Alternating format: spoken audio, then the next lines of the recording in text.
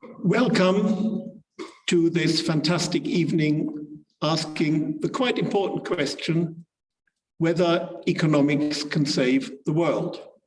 I think we are all asking ourselves lately, what might or might not save this world, as we are all struck down by a horrible pandemic that is ravaging the world because of the way we live. It probably also started because of the way we live, and the costs are absolutely enormous. Recording in progress. It really appears that we are not able to economically afford this continuous war against nature that we wage. And I think that is one of the questions we may want to address with a very, very distinguished audience tonight. So, my name is Johannes Vogel. I'm the Director General of the Museum für Naturkunde, an integrated open research museum of the Leibniz Association. We are on the one hand a research institute of world renown. On the other hand, we are catering for an enormous big audience every year that gives us an idea what science may want to focus on, because they give us feedback with their daily behavior, with their questions, with their engagement in the future of this museum, where science may want to focus its efforts. So it's absolutely laudable that economics finally starts to step up to the plate, not looking at its own models and how to improve them, but perhaps how it can really make a difference in a nature-based economy. And economy has always been nature-based. C'était pour le comité STEAM, donc le cabinet des désir. How we can deal with these challenges ahead. So we are delighted to engage here with this distinguished panel, but also with the Center for Science and Policy at Cambridge University. And we really want to see what the individuals, the institutions can contribute to getting us out of this mess. We have a collection of 30 million plus objects that speaks to the history of life on our planet, but also very, very interestingly, to the future of life on our planet. And I think that is the big quest, the big challenge we all have to face. For me, as a geneticist, evolutionary biologist, the question of climate change is of enormous importance. But at this moment, how we deal with climate change may well determine how we live on this planet. Now, I care deeply about biodiversity, and I hope that many more do, because for me, how we are dealing with biodiversity will determine as to whether we are going to live on this planet. And that is something where I think we all need to rally behind. And I'm really, really delighted that finally economics, which has thus far too much focused on the exhaustion and exploitation of natural resources, may want to put its efforts on how it can actually use its clever brains to save it. So thank you very much. And I'm absolutely delighted that we have an excellent chair for today. Akansha Khatri is head of nature and biodiversity at the World Economic Forum. In this role, she is a change leader and has created a new nature economics report and team, which looks at a pathway for business to play an active role in safeguarding nature. And I would really like to stress the issue of active. So really over to you, and thank you very much for joining us here tonight. Thank you so much, Johannes, for that provocative and good introduction. I think that really sets the scene for really well. I'm also super delighted to have a very, very august panel, which will bring to color some of the questions and debates that we should be asking ourselves. So the topic of our discussion today is how economics could save the world. The great economic acceleration of the past century has enabled many positive social and economic outcomes. The average person today is about 4.4 times richer and lives 25 years longer. However, it's unsurprising that this has come at great expense to our planet, and most of this well-being has not been shared equally. Global resource extraction has tripled in the last 40 years, and yet 840 million people still lack electricity.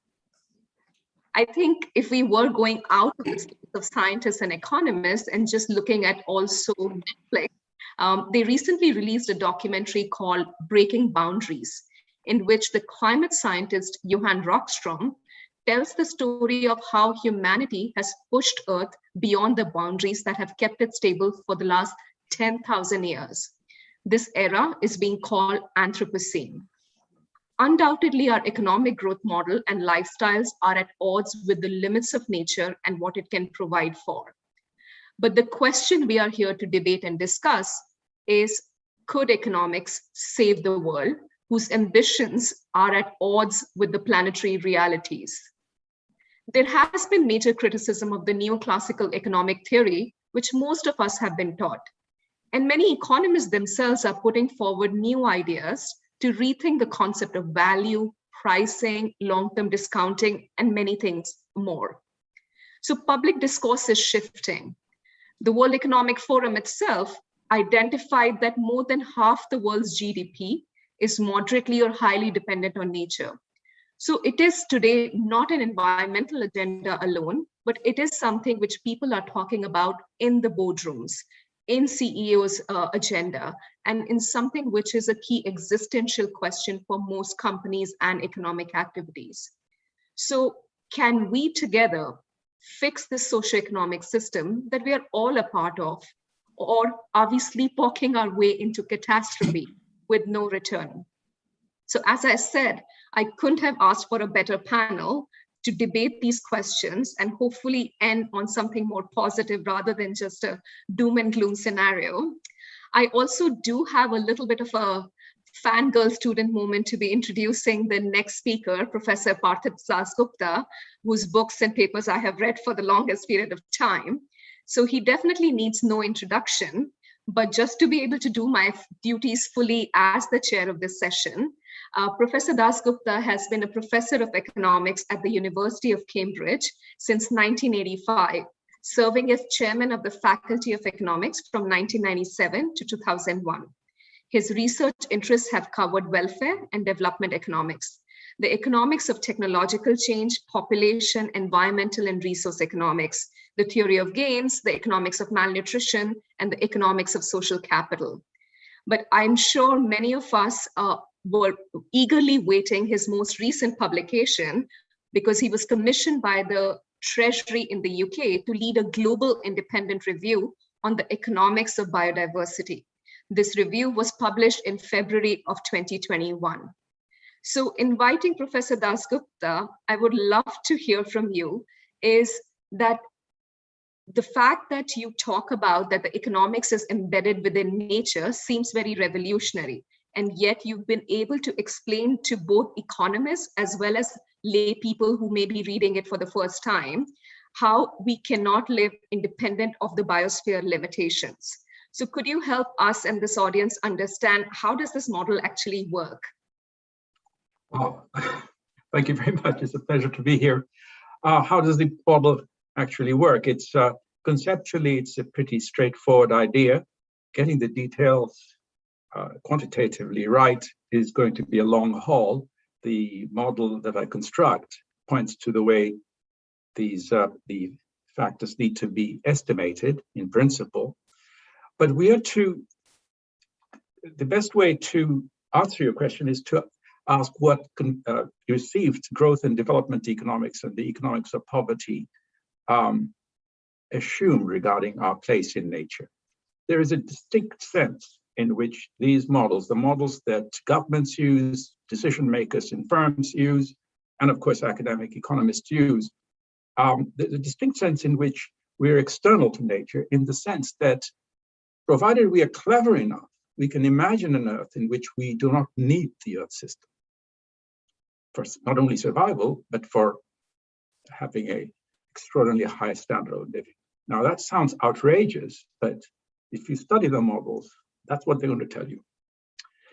The idea of the embeddedness of nature, that looks, it's a colorful expression, perhaps slightly metaphysical, but formally it means you need to track your activities from source to sinks. When I say your activities, human activities. So for example, if you measure human activities in terms of GDP, which is not an absurd way of doing things, because it is in some sense picking up what we are up to, so to speak, you want to track the source of the GDP, plus what you do with the residual after you've done your consumption, you throw it back. And the idea is to track it all through from source to sink. When you do that, the fact that the biosphere is finite implies that there's a distinct sense in which material output is going to be bounded above. That is to say, it's going to be finite, no matter how clever you are, how much of when I use the term clever, I mean technological change, of course, okay? Ways of doing things which can be more and more efficient. So that's the idea. Now, the idea is to, and I was asked in a recent interview as to how do you respond to a skeptic of the claim that I just now made. Well, the way I would do it is to place received growth and development economics and the economics of poverty and the way the economy is described and analyzed in my review that you just now mentioned, and place those two before the evidence being coming from a wide range of ecological sciences and the earth sciences. And you mentioned Rockstrom's work, which is just one amongst many, which are all pointing, and some of them are actually economists as well, are all pointing in the same direction. The demand we are making, humanity is currently making of the Earth's goods and services, all that stuff that is produced, that nature is producing annually, vastly exceeds nature's ability to supply them, meet that demand on a sustainable basis. So there's an overshoot. And the overshoot is managed by diminishing the nature. It's almost like a stock which is being degraded or reduced, if you like, either qualitatively or quantitatively, to meet that excess demand. Now, of course, that can't go on forever, that's for sure. And the issue is not whether in 10 years, 15 years, 20 years, 30 years, real dangers arise. We also already know that there are communities which are suffering. So it's not as though the idea is, one should be really careful here. One is not talking about what will happen to humanity as a whole. It's not as though we're going to all fall off the cliff in one go. Many people have fallen off the cliff. So the review goes into this in detail. I've given it to you in this sort of macroeconomic perspective, but it asks the question, why this overshoot? And it goes into it, and that's pretty conventional economics I use to try and understand it. I don't believe economics can save the world. That's just not it. We're not that good.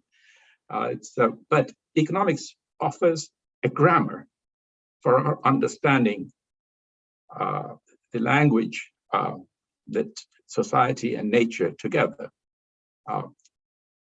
speak on. And unfortunately, the language we have created has been highly misleading. And the review is trying to recreate economics to offer the language grammar we need to be able to face up to these problems. Thank you so much. I think it's interesting you mentioned the Earth Overshoot Day, because the Global Earth Overshoot Day is on the 29th of July. So it's literally around the corner. But in Switzerland, where I'm currently sitting, we already crossed that on the 11th of May. So it's exactly as you said, it is about figuring out that grammar and the language, because the problem is not with the demand and supply equilibrium. The problem is who we choose to give entity to and rights to and have those conversations. In your experience, the fact that this review was actually commissioned by the UK Treasury, how does that play a role in terms of decision making? Like if you had to actually advise financial actors, particularly the public sector financial actors, how would you set their priorities, say, for the next 2 years or 3 years? Oh, that's good, very good question. It's really significant that the finance ministry asked me to do it, that the exchequer, the treasury asked me to do that because, of course, it's the most powerful engine of government pretty much everywhere. They call the shots. Every other minister comes begging for money. It's the begging bowl. Okay, so that's pretty straightforward. But the reason it was not odd, intellectually odd, that the finance ministry would ask is the following. The finance ministry, directly or indirectly, is concerned with investment decisions. And broadly speaking, there are always caveats to anything you say about the world, goes without saying. But broadly speaking, investment decisions are taken without recognizing that nature is a factor of production. Okay. If a push comes to a shove, the economist will say there's a huge earth out there, so effectively it's infinite supply.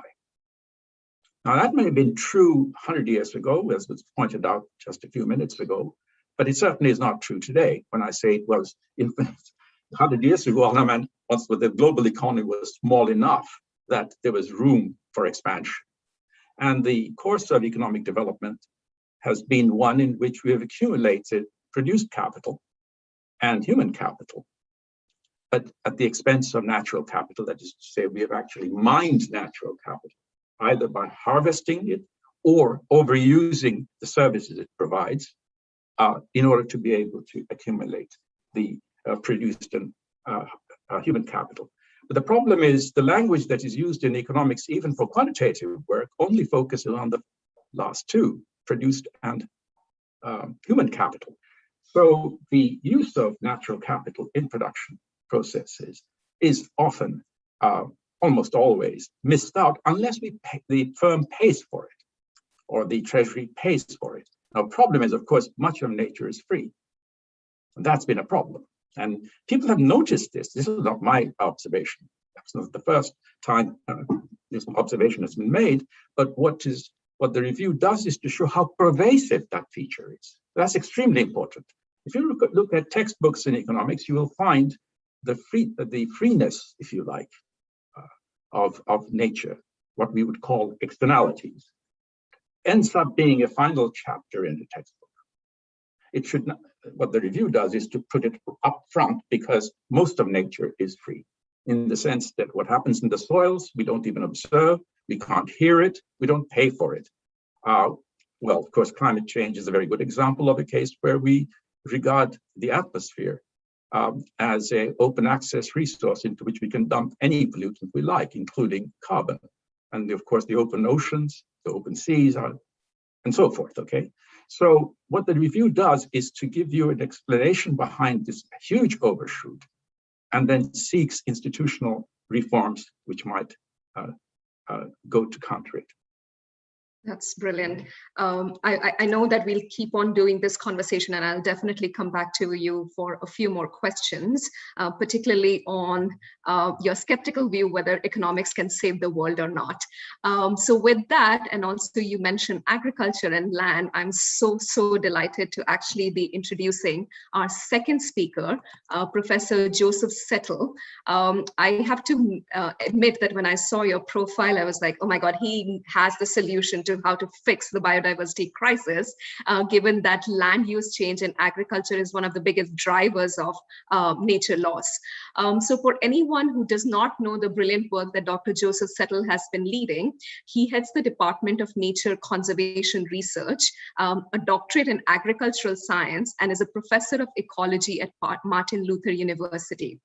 I'm quite impressed that you have embedded your research focus on entomology and analysis of land use systems, both in terms of agriculture production and biodiversity conservation, which most people never realize actually can go hand in hand together as they should. So absolutely delighted to have you, especially the hat that you wear with the work that you do with IBIS. You've been coordinating lead author in the IBIS 5th assessment report and CLA in the IBIS pollination assessment. And most recently, was it just last month, that IPBES and IPCC released a workshop report with a few key messages that seem so very obvious, but also found headlines in every key publications, where it said so simply that we can only fight climate change by fighting nature loss and securing social justice.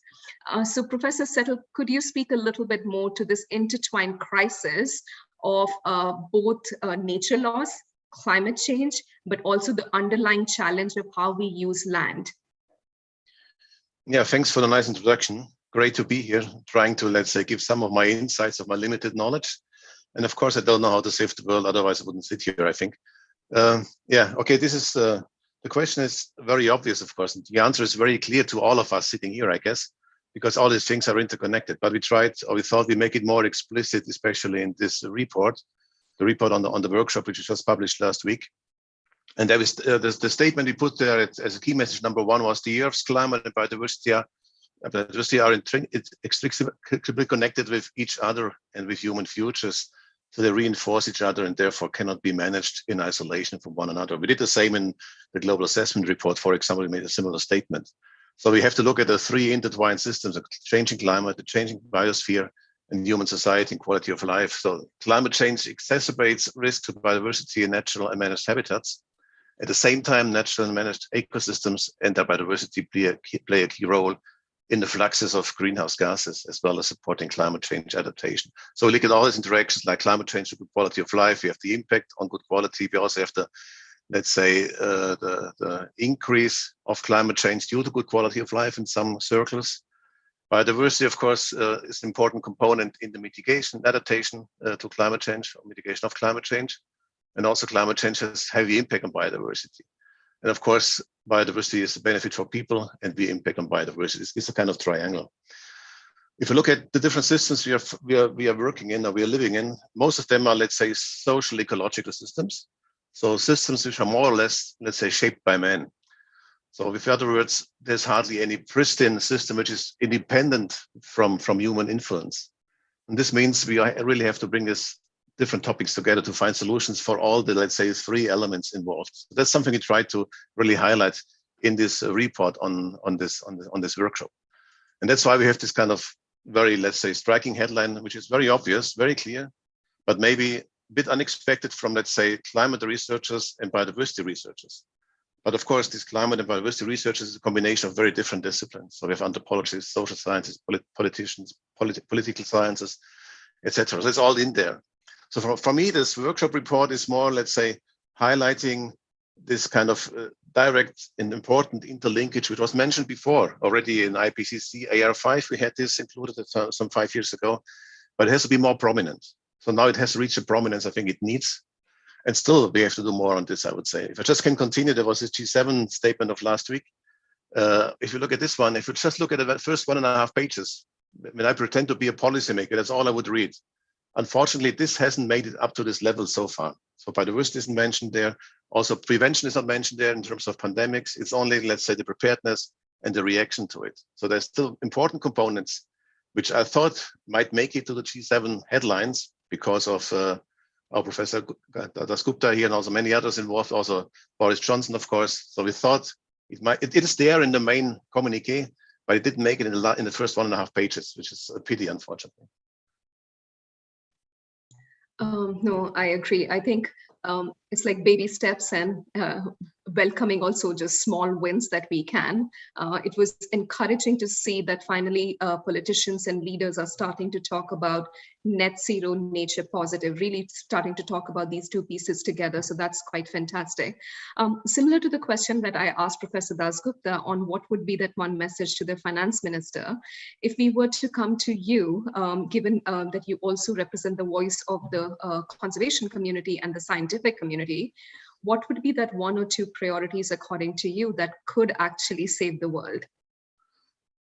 Well, it's all about transformation in the end. So something which is very typical, goes beyond the single disciplines. So achieving the scale and scope of transformation, transformative change, which is needed to meet the goals of the UNFCCC and the CBD and the SDGs, etc., which relies heavily on far-reaching actions of a type never before attempted. So I think it's a big step forward. It's all about transformation. If this is sufficient, it's a very general statement, but I think that's quite important. And it's something we have to head for from the ecology point of view, from the economics point of view, from the social point of view.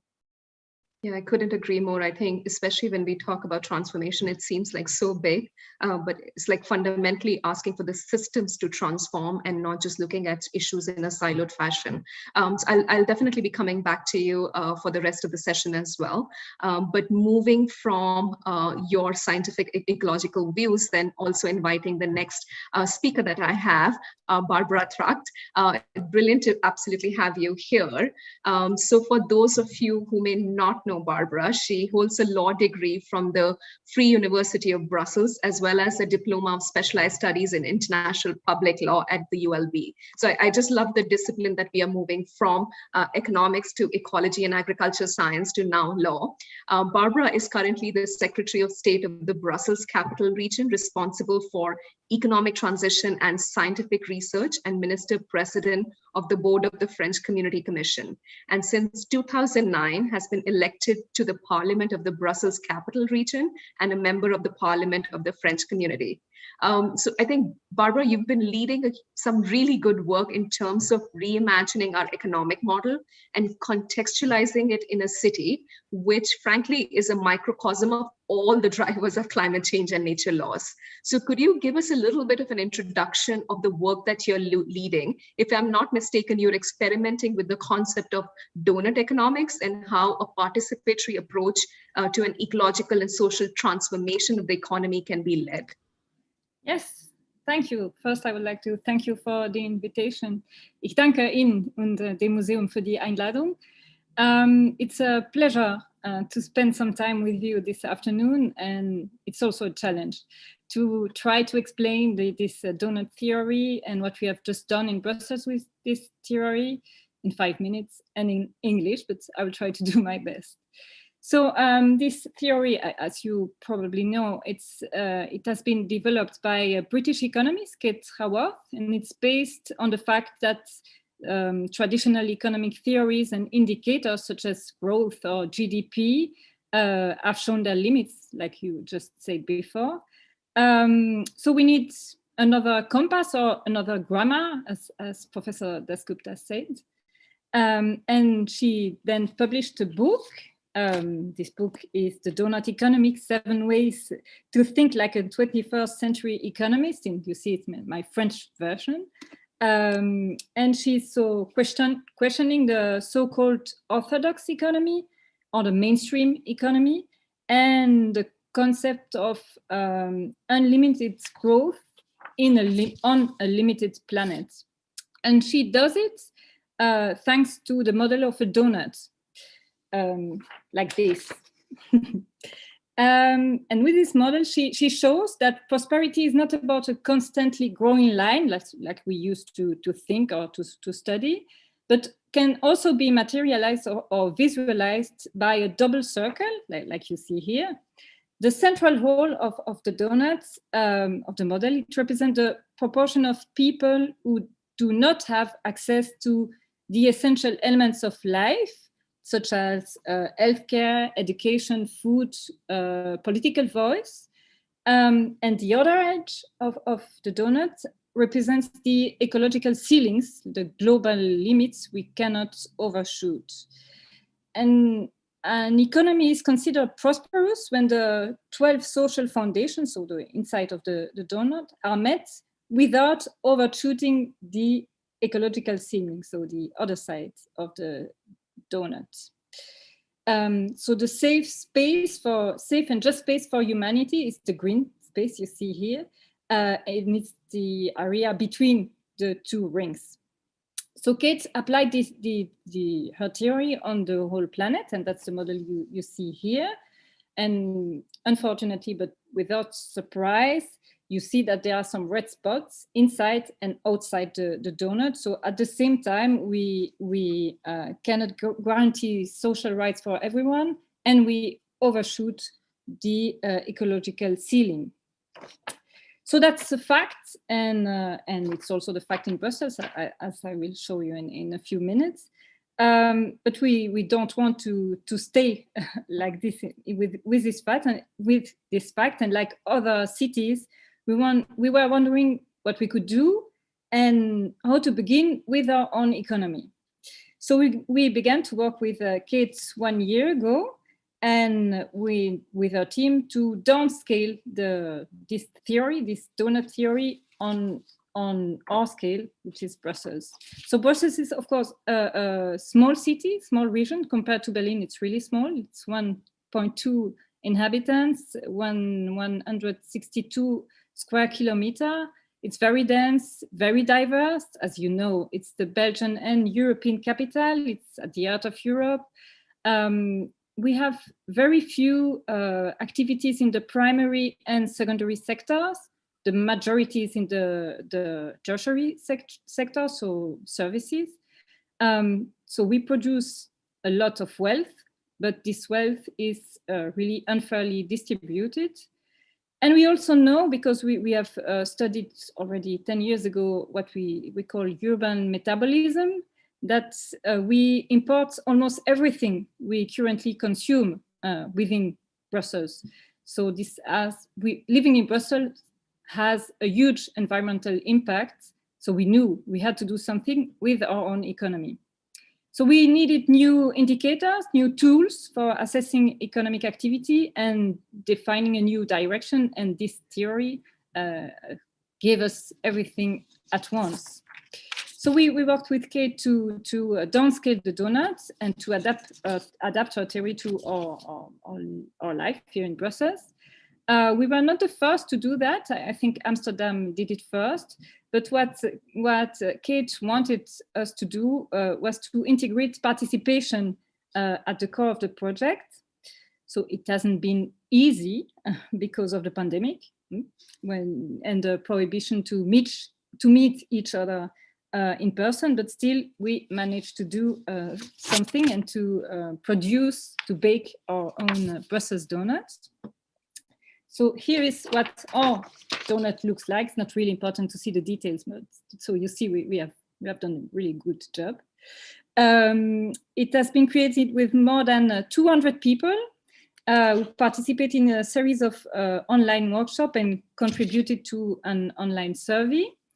And what have we learned so far? First, we have our very own donut. And as you see, like in the global one, there are some red spots. It's not a surprise.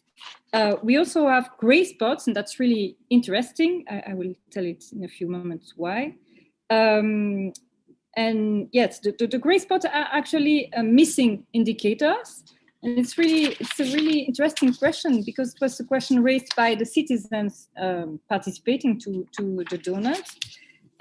They found out that some data was missing to have a complete vision of the region and of our donut, of our impact on the planet and on the social rights.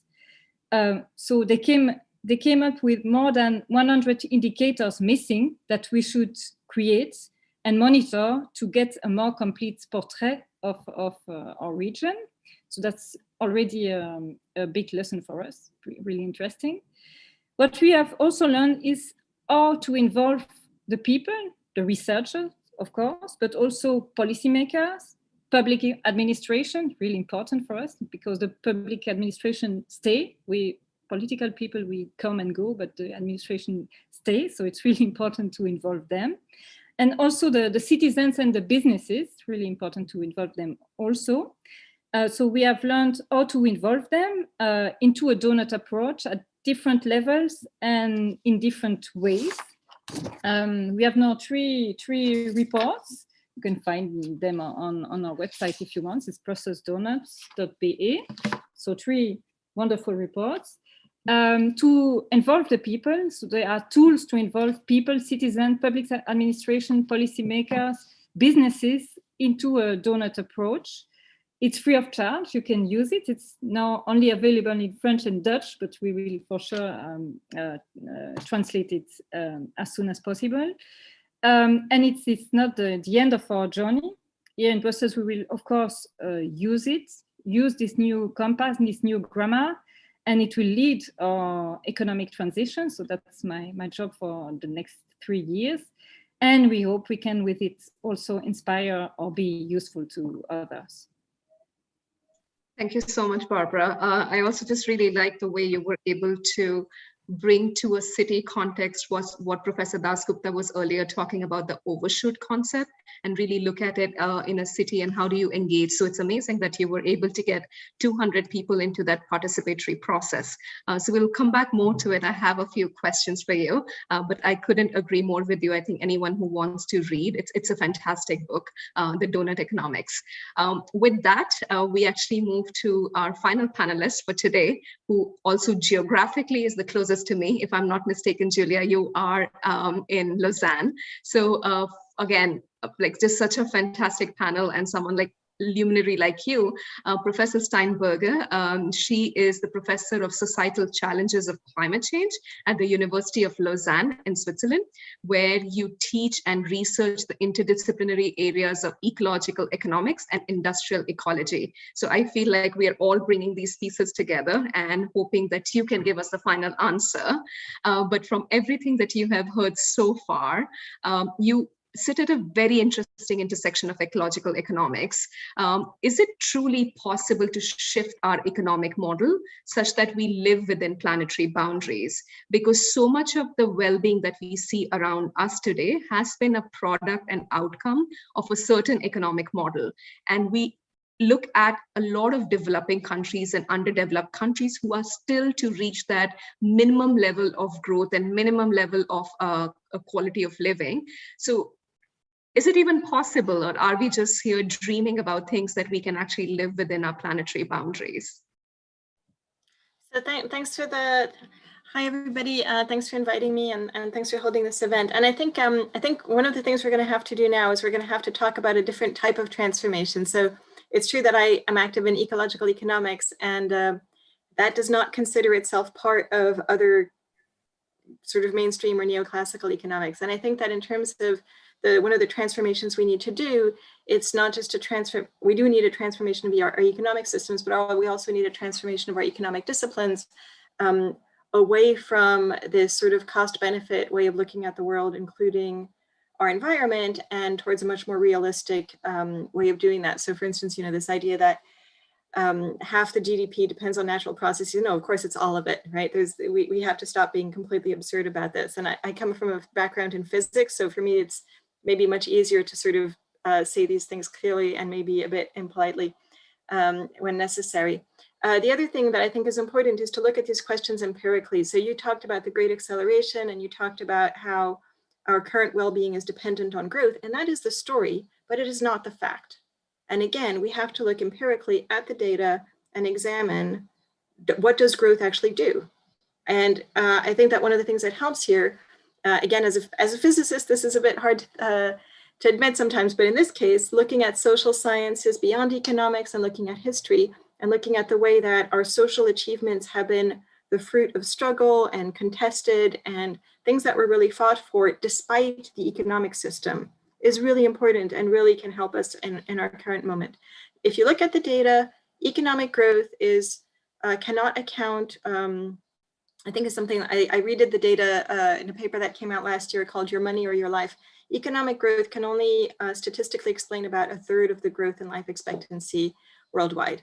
So it's tiny. I mean, it's something, but it's not what you would count on. And this is a result that's not even new. It's been known since 1975, but it keeps getting forgotten. So we really need to move away from this idea that growth and economic expansion are what enable us to have good lives.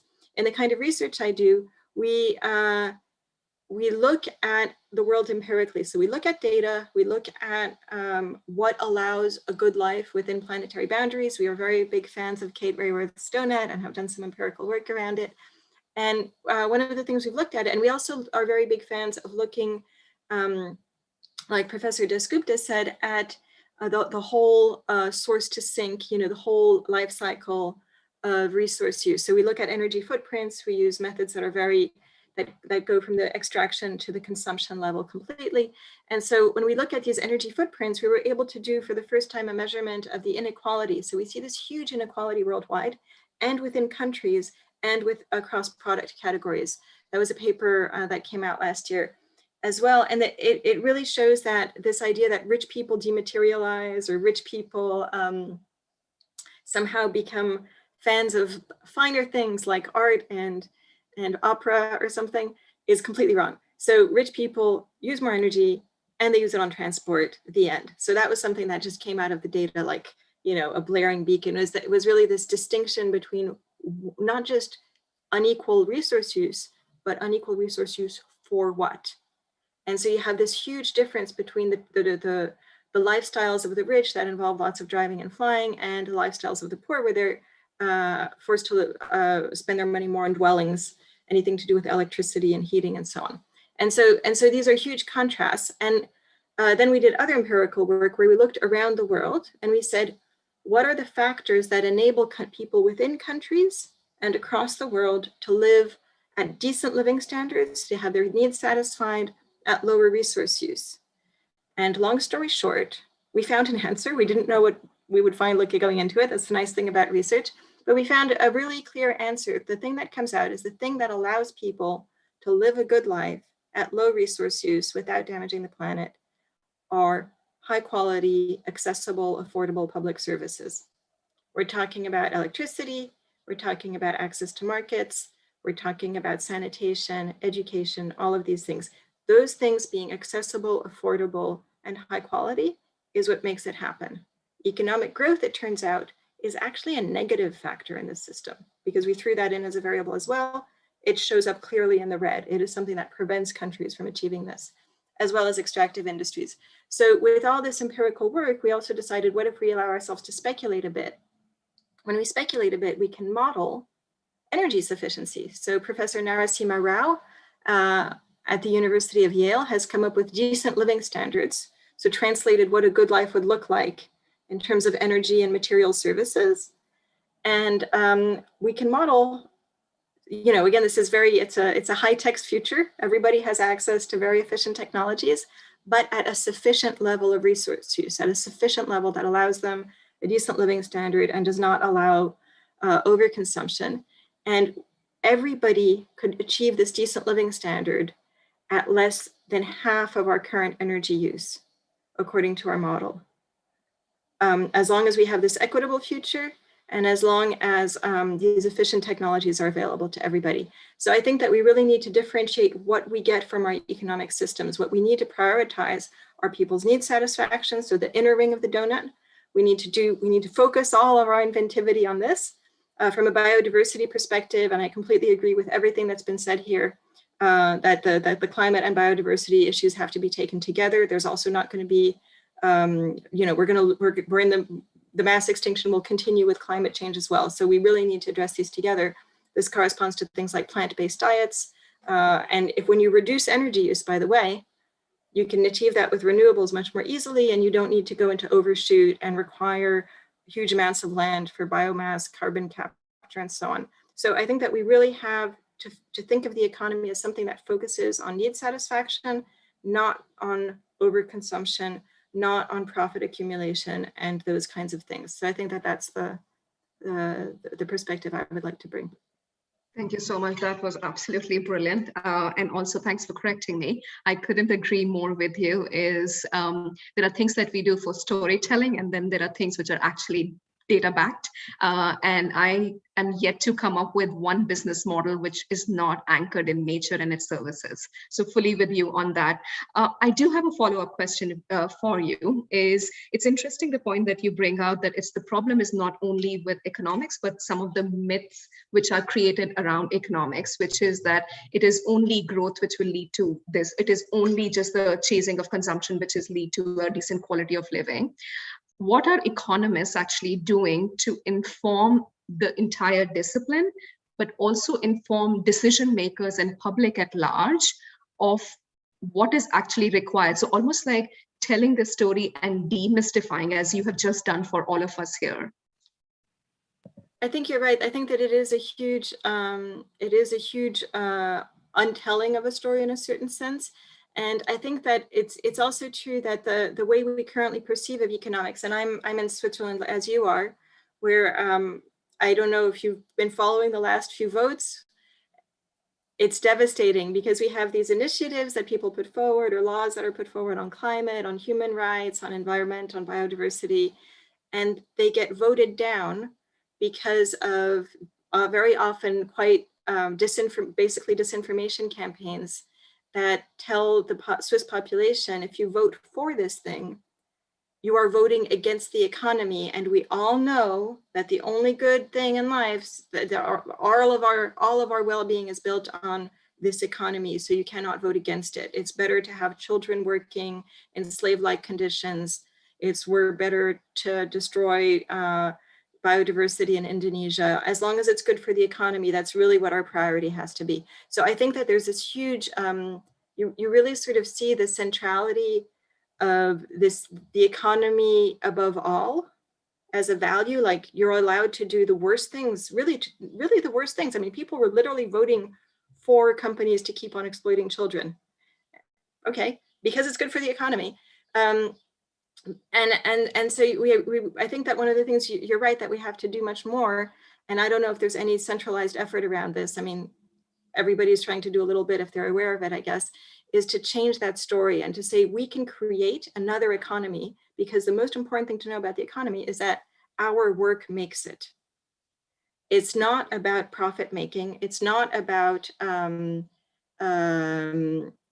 keeping companies and billionaires happy. It's about what we can do for each other. And we have the capacity to create a completely different future, but we have to move away from these structures of power, ownership, and profit accumulation. And I think that that's very important to understand. There's another world out there, but we have to move away from current systems, absolutely. And the ability to tell that story is so critical.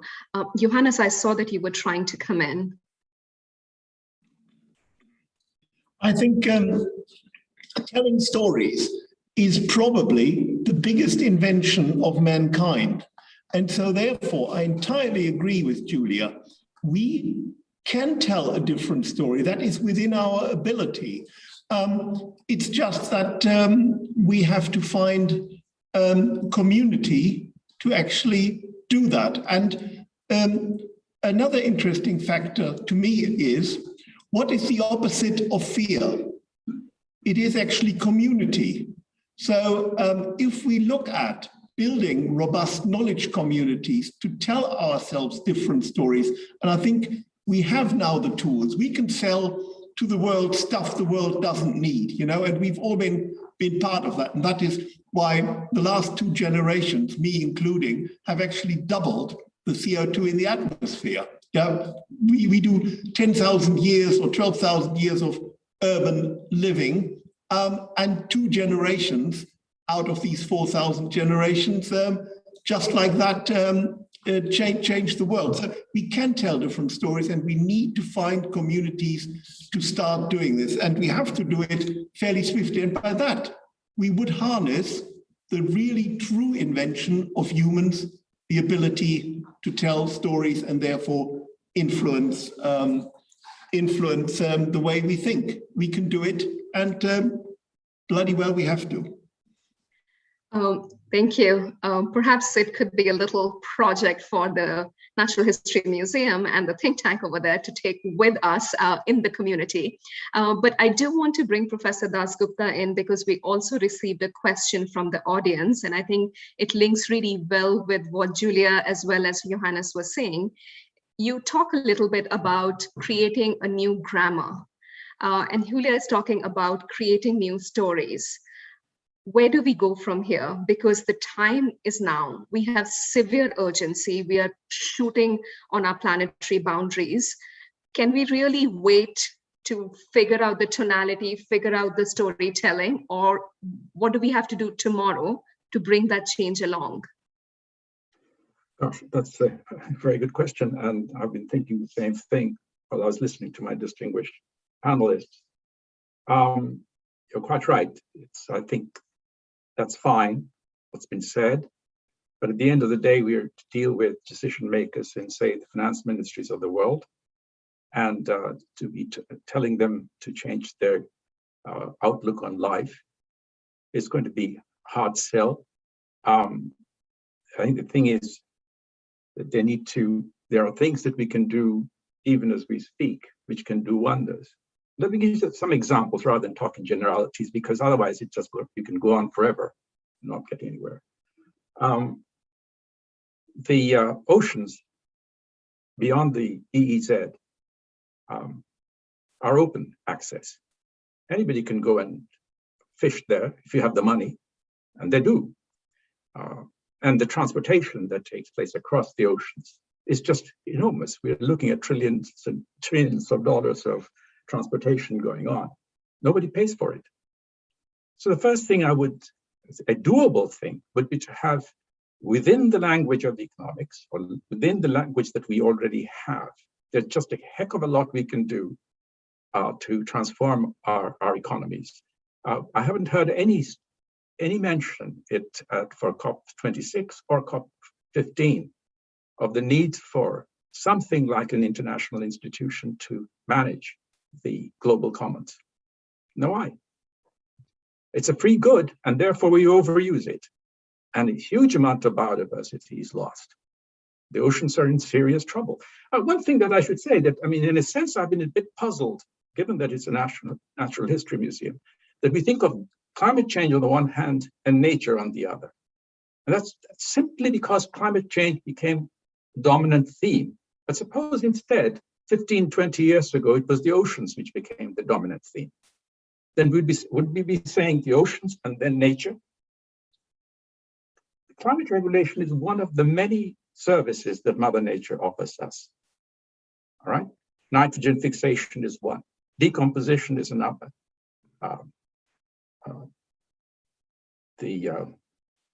Gosh, I mean, it's hard to know where to begin. No, I couldn't agree more with you. Yeah. Climate regulation is only one. Indeed. These processes are non-linear, interconnected, and in fact, so interconnected that they are complementary. They are not substitutes. So you can't say, well, if I can manage climate change, that's fine, and I can do away with nitrogen fixation. That's absurd. You can't, because then it'll revert back onto climate change.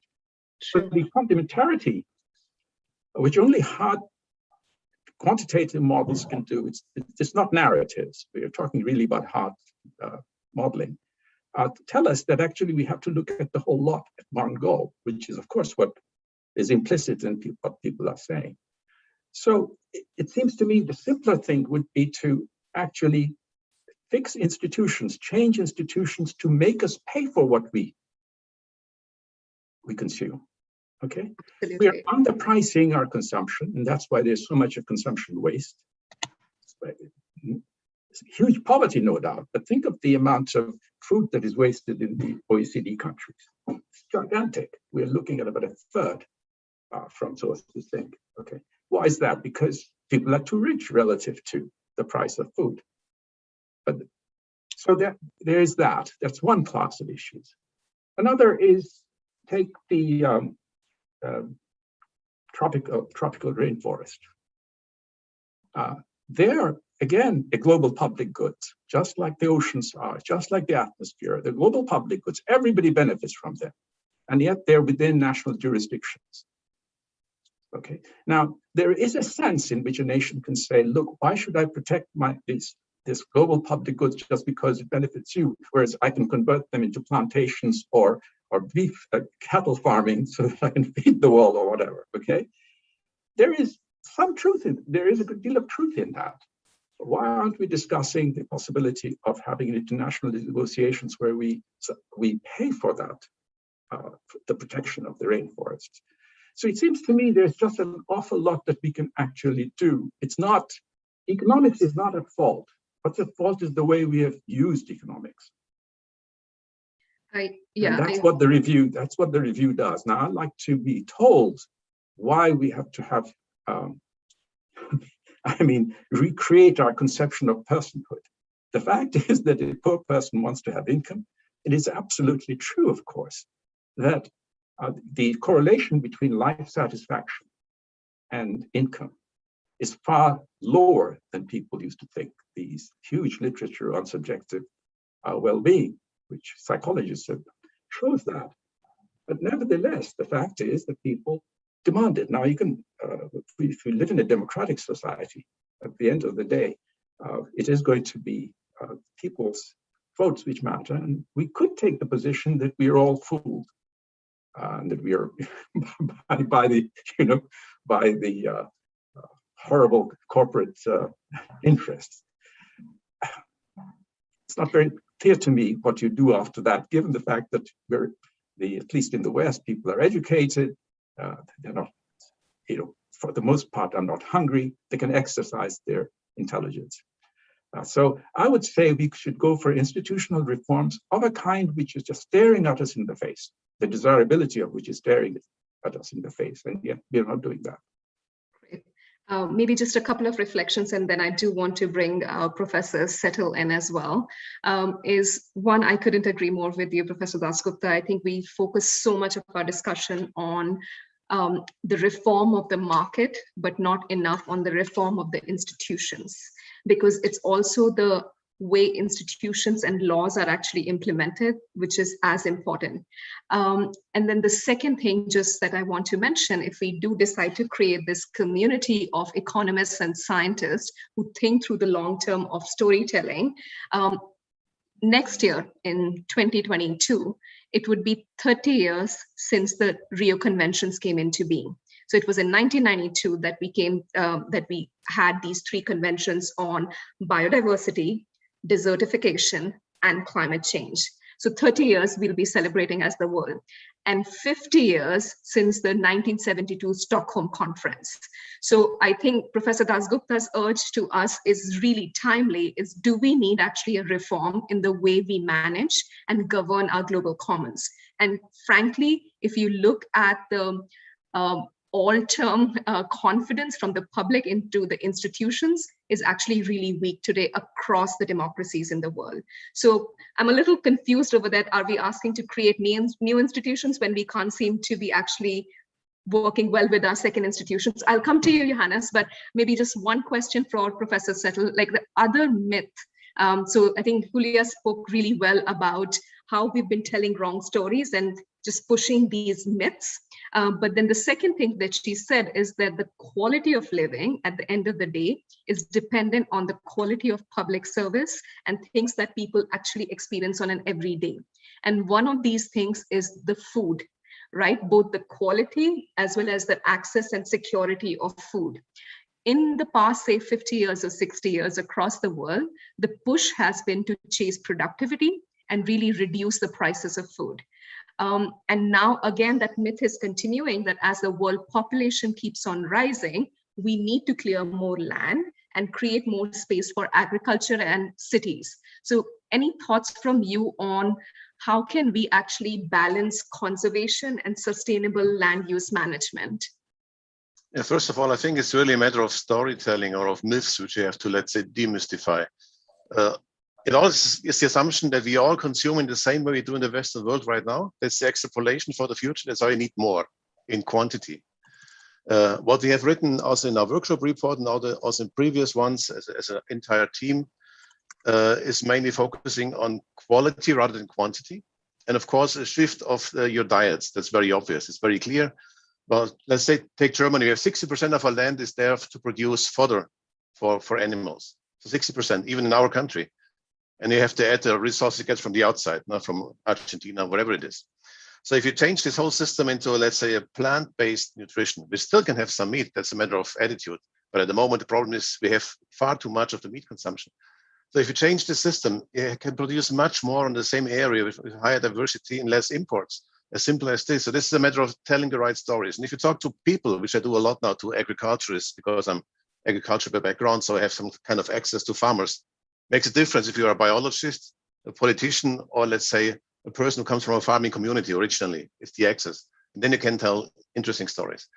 So if I tell them, well, it's all about your future, about your, let's say, economic future as a kind of, as a farmer, and if you focus on this quality aspect rather than quantity, and you fight in this democratic process for the change in the governance systems, for example, which is a quite big thing, of course, to do for a farmer.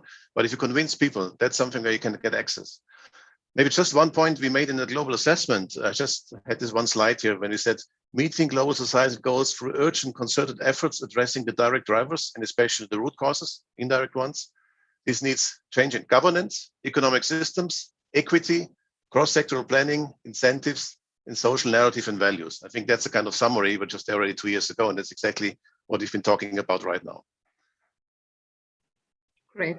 So it seems like I think all of us are going back to the messages. We really need to demystify, change the grammar of our language, and really start telling stories which prioritize the quality of living rather than just chasing numbers for the sake of it. Johannes, you were trying to come in, and then I would love to bring in Barbara as well as to how do these things actually play out in practical terms? Just a very quick note. So in the UK, politicians and media or newspapers are very much mistrusted. Museums are the most trusted institutions. In Germany, the Constitutional Court is the most trusted institution, swiftly followed by museums. So this is where some of the actors are, the judiciary and public-facing, object-based, science-based institutions that have to work now to start changing the story. Our society has become void of non-commercial spaces for communities to gather and discuss. And this is where a new type of museum needs to come in. And this is why we are so proud to virtually at least host these type of meetings. But we have to start somewhere, and why not with organizations that have inherent trust and love by the public. And it seems not to be the British newspapers. Yeah, couldn't agree more. For someone who now gets her news from Facebook and Instagram, I shouldn't speak too much. Joking. Of course, I read all news, but maybe just bringing you in, Barbara. I think we're talking about so many things conceptually. I would love to also hear, because we received an audience question, is anytime there is a crisis, there is a tendency to go back to more conservative ideas and ways of working. In your experience, now that we are looking at a post-pandemic recovery, how are you able to convince citizens and people in general that we need to invest in the long term, even if it may seemingly pinch in the short term? So just that, how does the donut economics actually work with that long-term and short-term pieces? So it's actually still a challenge. So we are in this time right now. I hope the people will be involved and convinced about it, but it's a bit early to be sure about it.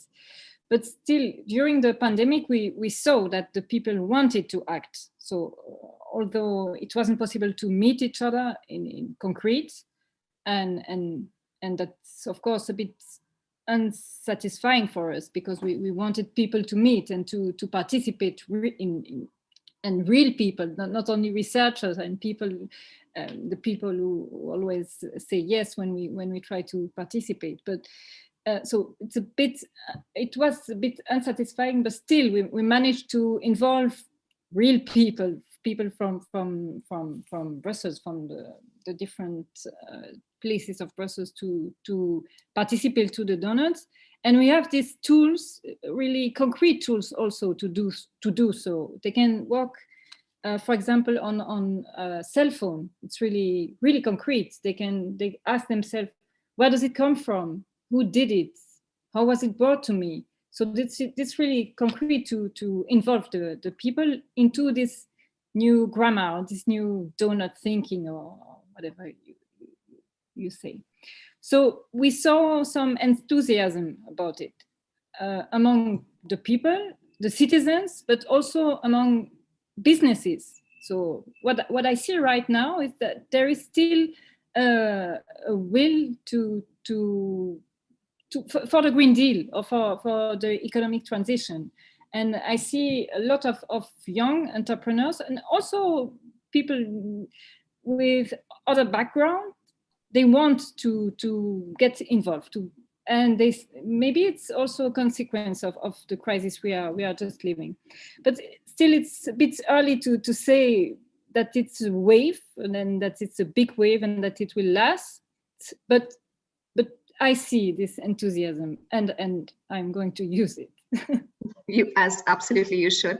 Just one very practical question, which was there from the audience. If somebody wants to learn more about the work that you're doing with donut economics in Brussels, what's the best place to get that information? It's our website, Brussels Donuts. Okay, So Brussels Donuts. it's still in French and Dutch, but it's good to learn Dutch and French. But we will try to translate it as soon as possible. That sounds good. Until then, we definitely have online browser translate options. I do have one question for almost all of you, is that it seems that where we are coming to is there is the need for a bottom-up revolution to really inspire and educate citizens. But then I think Professor Sittle had earlier also talked about a systems level transformation, which requires actually influencing top down as well and making sure that some of our leaders who sit in positions of power and influence embrace this new narrative. But today, everyone is still chasing your traditional models of growth, right? GDP. How can we actually influence more of the corridors of power and influence to embrace this new storytelling or this new model? Professor Dasgupta? Right. Golly, I wouldn't know. I wouldn't even pretend to know. But I think there's this element of pessimism here, at least as I see it, read it in the mood of the panel. Think back to what we read of the post-war period, 1947-48. Europe was devastated, as was the Far East. And countries which are what are called developing countries were just about to begin coming off colonialism, I guess. The Indian subcontinent was the first, or I think, roughly speaking, the first. Okay. And the idea of improving people's lives became quite dominant. Now, what happened? The visionaries had the vision to create the World Bank, the IMF, these international organizations which are supplying public goods. The World Bank supplies a very important public good, which is reconstruction and development. That's what it's called. The IMF produces another public good, as opposed to, which is financial stability, national financial stability. So the idea that we could think big is not something that should surprise us. We have done it, or our predecessors did it, because they faced a collective goods problem. Okay, and now we're faced with the same thing here, and nobody has mentioned the fact that these are public goods. These are the risks that we face are all correlated. You go down, I go down as well, by the way, if there is climate catastrophe or is a biodiversity loss catastrophe or the oceans go under. I mean, we all face it. And I think the thing that I think has not been encouraged in the literature, and it's nothing to do with economics, it's the whole lot. I mean, I don't see much of it in literature, I don't see it in sociology, I don't see it in law, is that when you have serious collective goods problems, then if that's announced, people recognize, if they're half intelligent, that it's collective action that is required, whether it's at the community level, but we are, at least I'm talking at this point at the global level. Okay, you can bring down my review goes deeply into the fact that communities mattering enormously, not just markets and the state and the household, but communities, social capital, if you like, and the fact that it's not top down or up or bottom up, but sideways too. The information flow has to be in every which way. But I think that at this point, I would say, to answer your question, and that's I've run up to it, which is we really must emphasize more and more that we are facing collective risks. And collective risks cannot be insured away by definition. Insurance can only work if the risks are independent. That's why an automobile accident or personal health problems, okay, that's fine.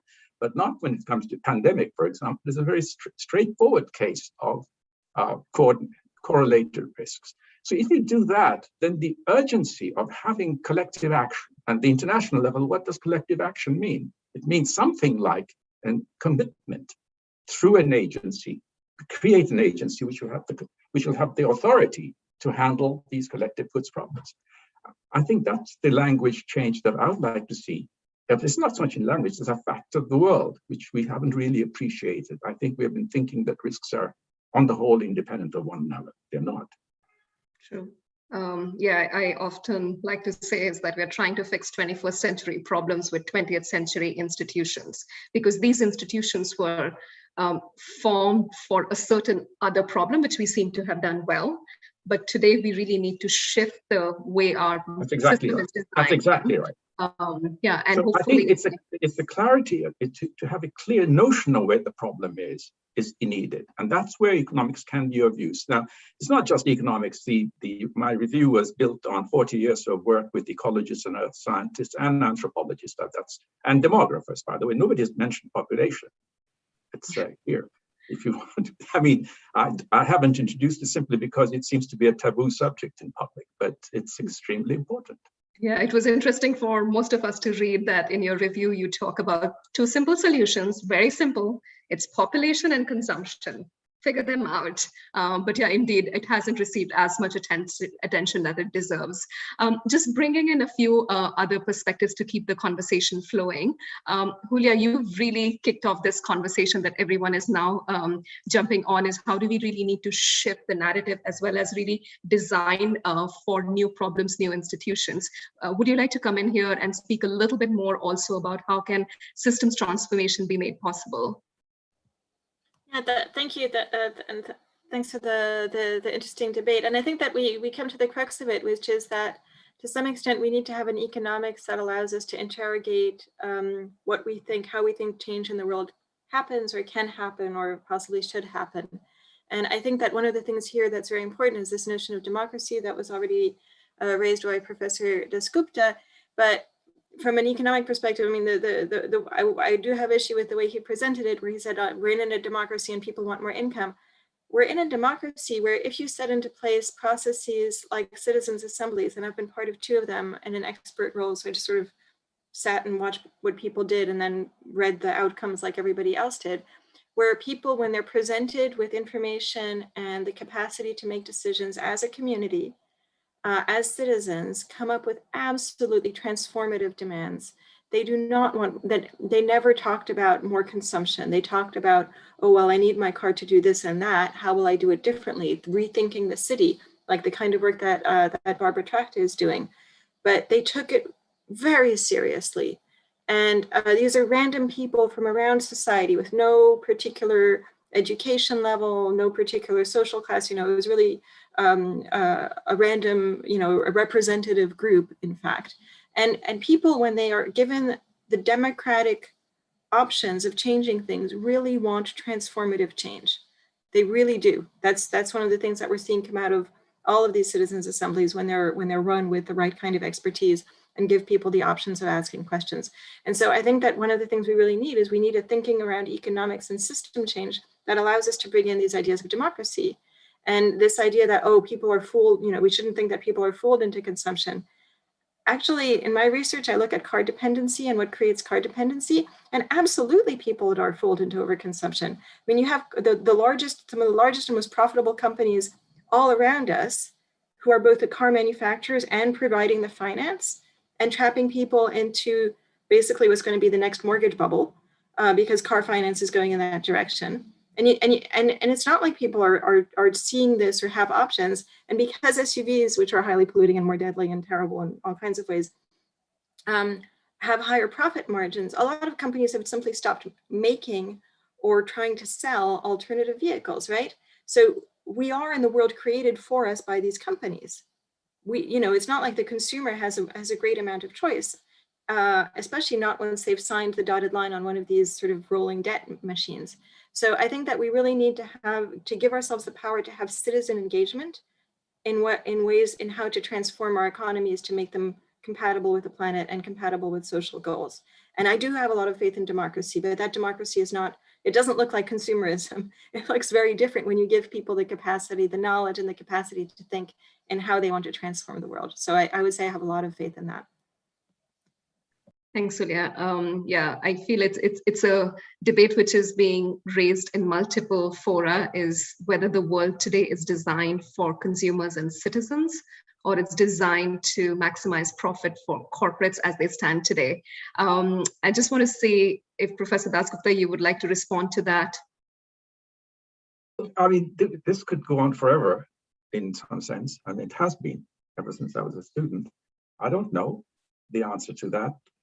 As far as I can see, the moment the pandemic lockdown eases, immediately people start getting onto jet planes to go to a beach somewhere else, and that's consumption to me.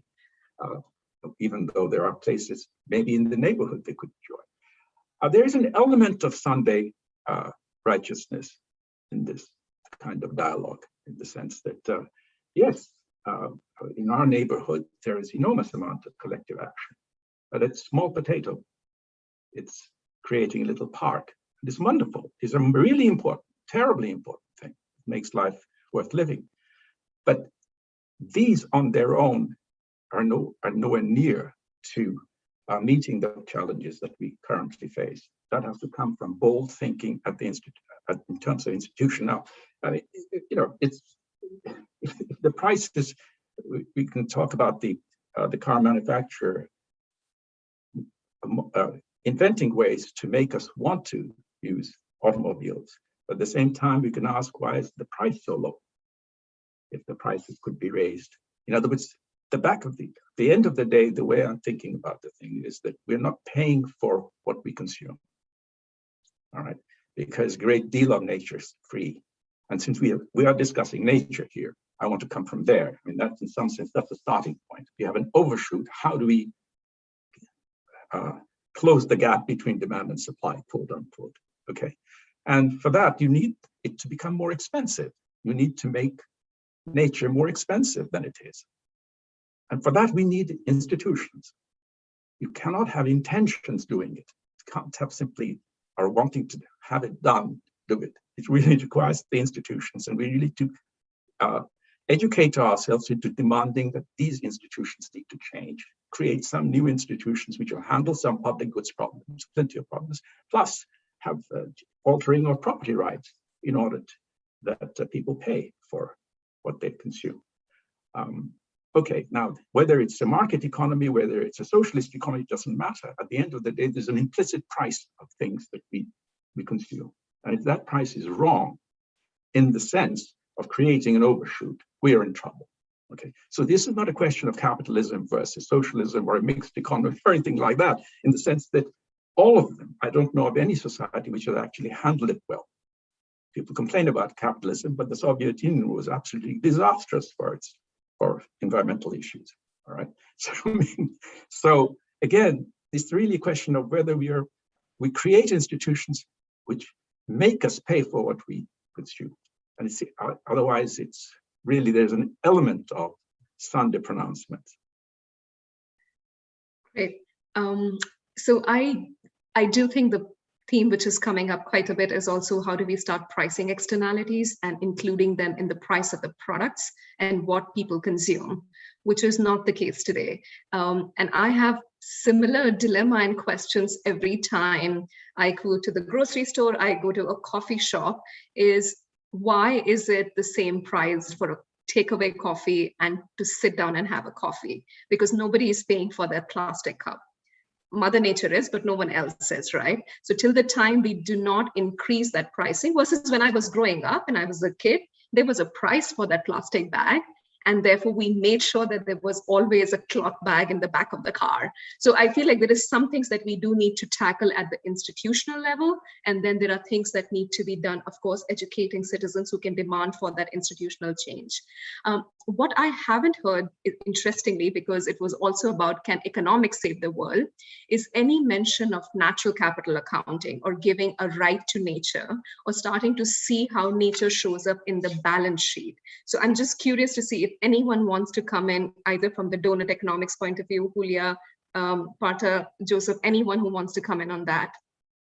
Well, look, this is the thing that in some sense has been most noted in pretty much every review of my review has been mentioning that. Of course, yes, there is a theorem I proved with a colleague of mine some 22 years ago, which showed that there is a equivalence between well-being irrespective of how you define well-being, and the corresponding notion of wealth, and that is that nations ought to be producing balance sheets.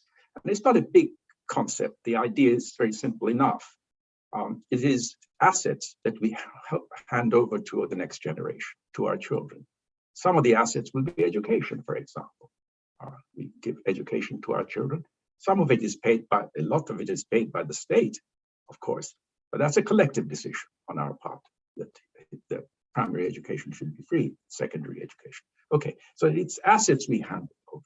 And therefore, what we ought to be tracking, or society ought to be tracking, is the assets it leaves behind at the end of the year, corresponding to, in comparison to the assets it inherited at the beginning of the year.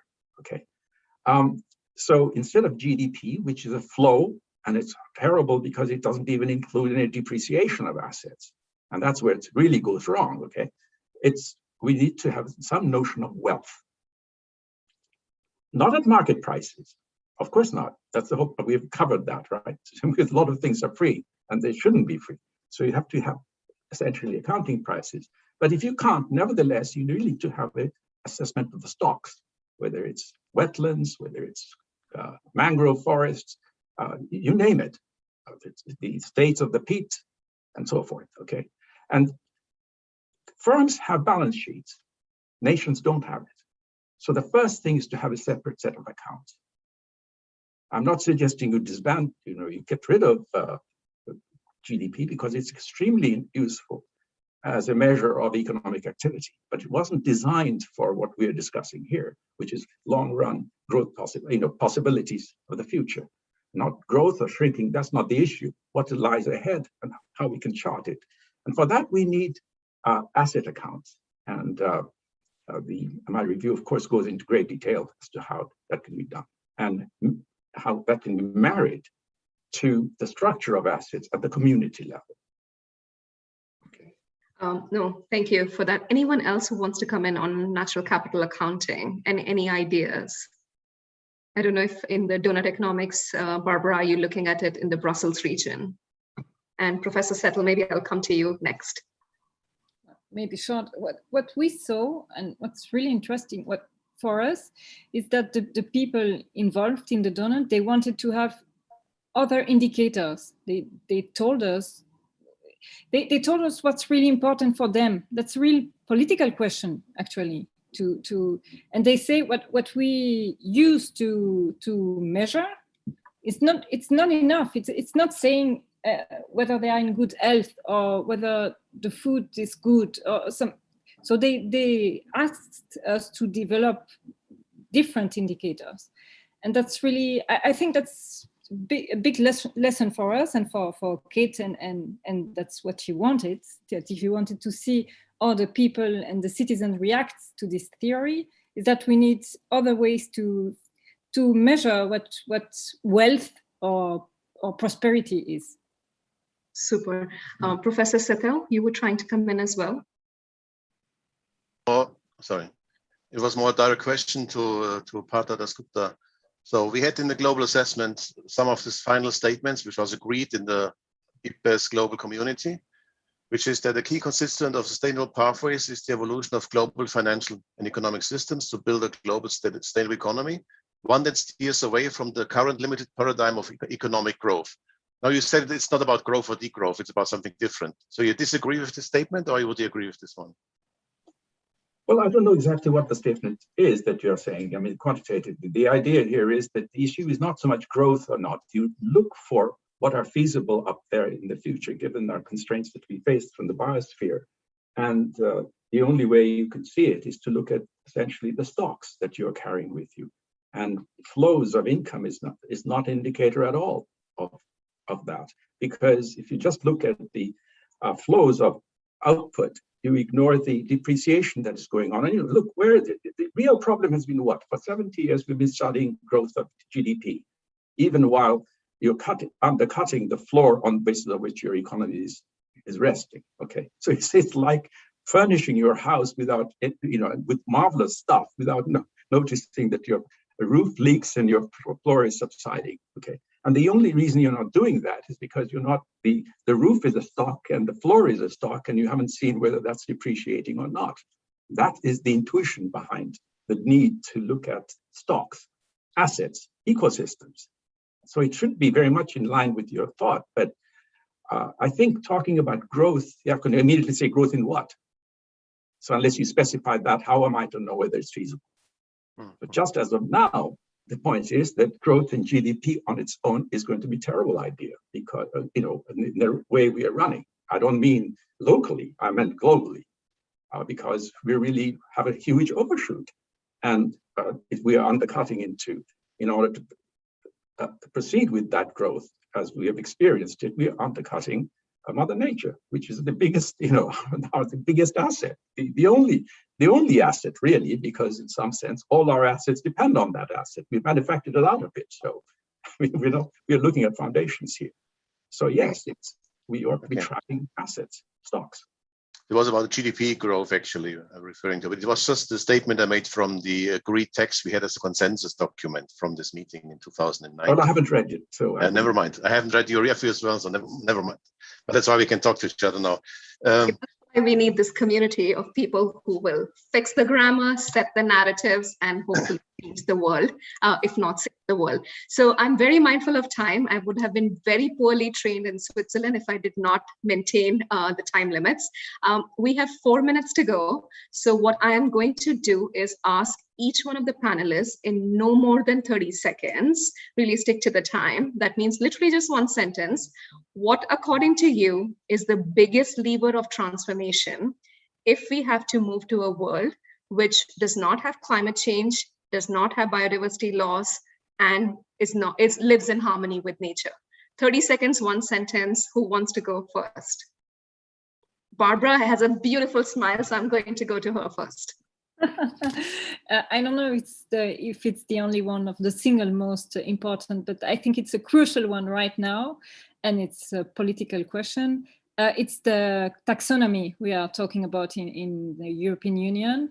So to have a classification which describes what are green activities and what are not green activities, to tell to public and private investors what they can do and what they should do. It's right now really important. We need to have a real taxonomy with not greenwashing, but real taxonomy. And I think it will be really important right now after this crisis we have just left. I couldn't agree more. And I mean, I think it's the only country and region which is looking at this taxonomy project and will make a significant difference in learning to be a little bit more concrete in our conversations. So maybe I'll move just in the way I have it, you guys in my virtual tiles. Julia, 30 seconds, what's the top lever of transformation for you?